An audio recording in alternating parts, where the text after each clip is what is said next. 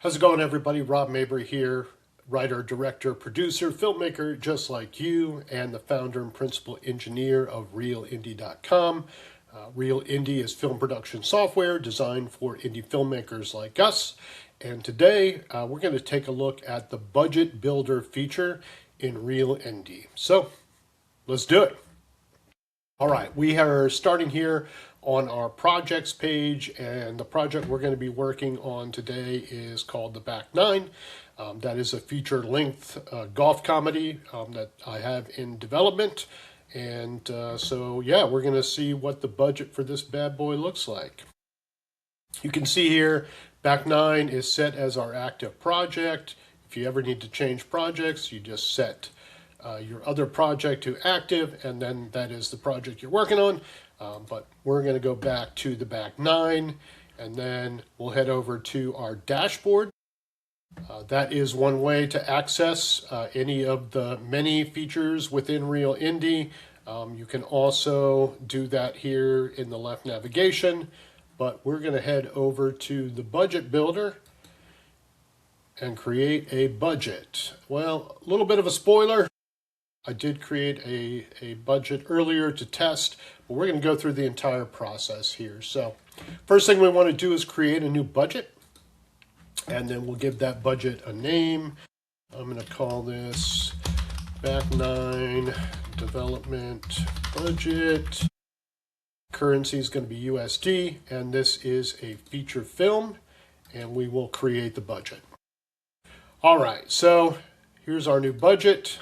Let's select that, and then there are a couple ways to go about this. You can dive right in and start building a manual budget, but the way that I like to do it is to actually use Reelindy's AI budget forecast. So we're going to go ahead and do that, and it is going to take a first stab at a very comprehensive budget. We'll click on AI budget. It tells us it's generating a new forecast. If you've got anything that you enter manually, it's not going to delete it. It'll only update those things that are AI generated, and we will generate a new forecast. All right, so there's a couple ways you can go about this. Not all indie filmmakers are designed or built the same. Some of us are early on. We're doing scrappy projects. A lot of it is going to be handled, by friends and people who are willing to help us out. So if that's, where you are, scrappy is probably good for you. If you're somebody who is more interested in getting your films into festivals, choose a festival option. And then, if you are ultimately targeting streaming or the theatrical release, distribution is probably the way you want to go. That is, my plan for the Back Nine. Hoping to get it into theaters. And so I'm going to go ahead and change a few things here. You can update the production polish, just kind of how much you are willing to invest to have that beautiful, cinematic experience for the audience. Your schedule intensity, are we going to plan a lot of time in the schedule, or, are you somebody who feels like you can move aggressively? I'm just going to leave it on normal. Crew leanness, are we running with a really tight ship? Or do we have kind of a more, sort of standard expectation for what a crew might look like on a feature film? Or, is it going to be cushy? We're indie filmmakers who can do cushy. But the option is there for you, if you want to go in that direction. And then risk tolerance, how much are you willing to risk in terms of the production? That may affect some things like, legal, your how much you're paying for insurance and both for the production and maybe for your equipment. I'm going to leave that at sensible, and then we are going to generate our budget forecast. All right. This is something that takes a little bit of time. You see the production is the budgeting is kicked in. It's starting to run through the budget forecast engine, and you can see here, some of the things that it's looking at to help to build that budget. We don't need to stay here. You'll get a notification via email to the email associated with your account. So we'll come back. All right. Well, to speed things along, a little like a cooking show, we've already got the budget ready to go here in another session that I ran. So I'm just going to move over there and we'll start going through this budget and see what it's going to cost me to make this movie. All right, so everything is broken down by department. We've got your cast. And so what we see here is we've got day players, about 12 days worth of day players in the cast. It's budgeted at $100. And then, you've got your total here. If you want to change this, let's say actually 150 seems, more reasonable for our day players. We can save that change, and then you see it's updated that total. We've got extras, 67 extras. This is actually the days that we have extras, so it's calculated 62 extras in the script, and then this is the sum of the total days, right? And we've got extras at $50. Principal cast. We've got 5 principal actors in the script, about 37 total actor days. We are paying them, at a forecasted rate of $441.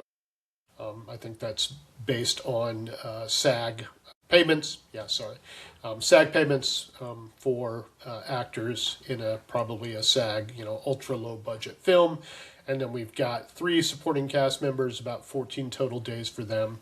And then, that gives us a little over $4,000 for the supporting cast. You're probably going, oh my God, that's just the cast. I'm doing the same. And, we're indie filmmakers. We figure out ways to do things more efficiently. But one of the things that I think this does a great job of is helping you to understand the value of your film, right? And it's a reality check, right? Like some of these things are really non-negotiable. And as we move here into insurance, if you are making a feature film, like at the very minimum, you're going to need liability insurance for your production. You're taking a huge risk if you don't. But the truth of the matter is most locations, if you don't have insurance to shoot, they're not going to want to have a conversation with you about, filming at whatever location you need.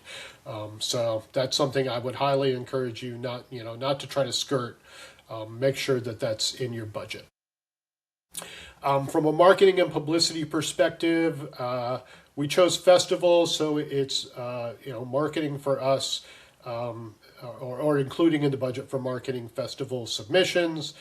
15 submissions at about $50 a submission is $750.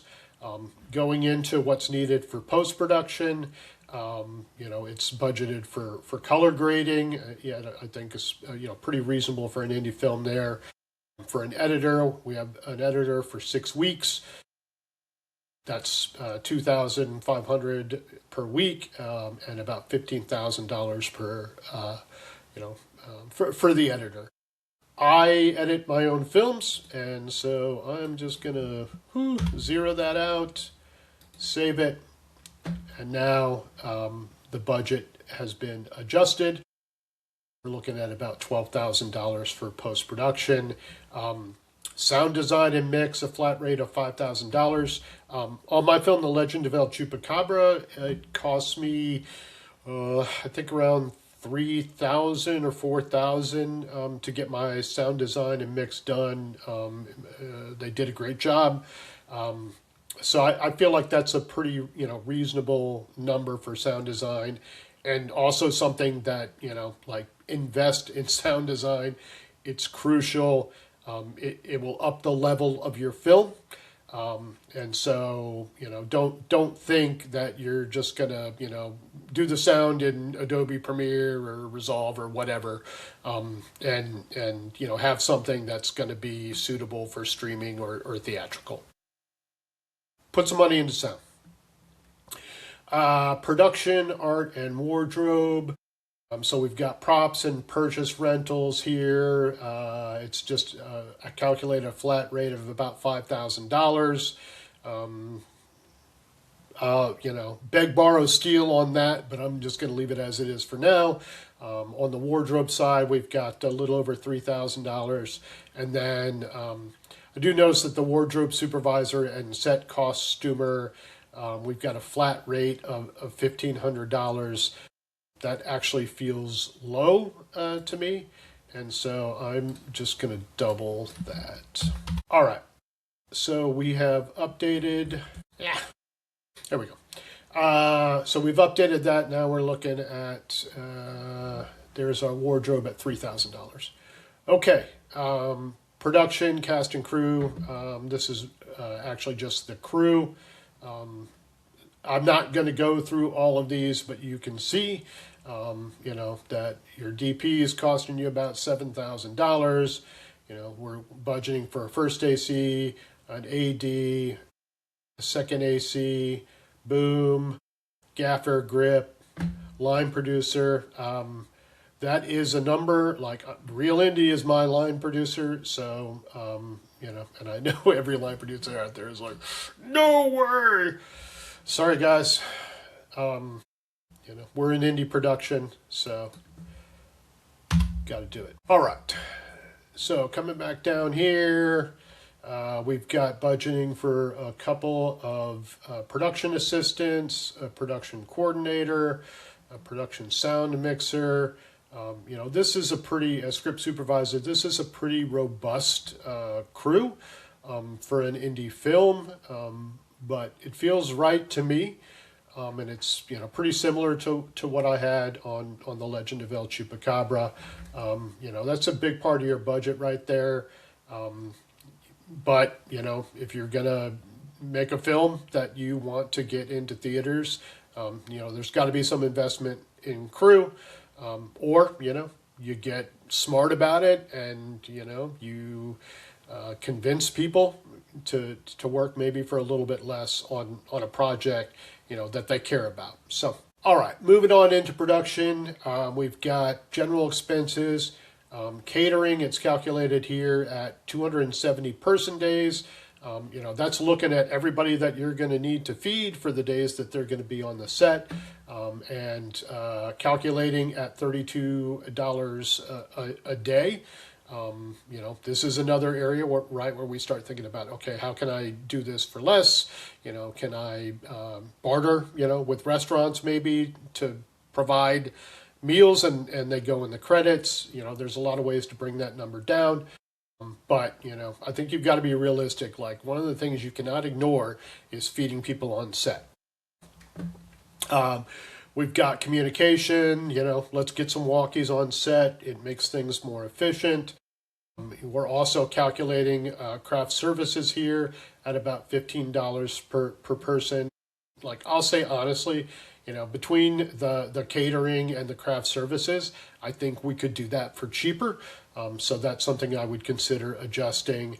And then we've got, supplies, expendables, gels, tape, all of that stuff that we're going to need on set, some budgeting for first aid, some petty cash, making sure that we've got, our cards and drives and all of the media that we're going to need.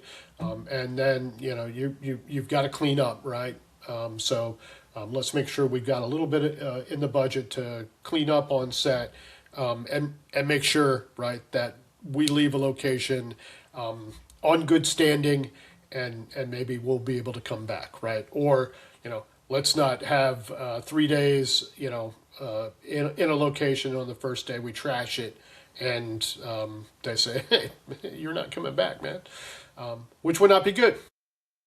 All right, for production, key creative talent, we've got the director on set for 10 days. I am the director, and I will not be paying myself as much as I would like, so we will save those changes. And then finally, location fees and permits. We've got an estimate of 5 locations that could potentially need permits or have a location fee at $350 a day. Logistics and coordination, just a flat fee. Parking fees and permits, right? Like that's potentially a hidden cost, but at a minimum, let's say you're somewhere where people actually have to pay for their parking. People are going to get really discouraged if they're having to do that out of pocket. So let's make sure that we've got something in the budget for that. We've got just a flat rate on the permits and licenses for one jurisdiction, like one city that you're filming in. And then we've got, some budgeting for transportations and company moves along with vehicle rentals.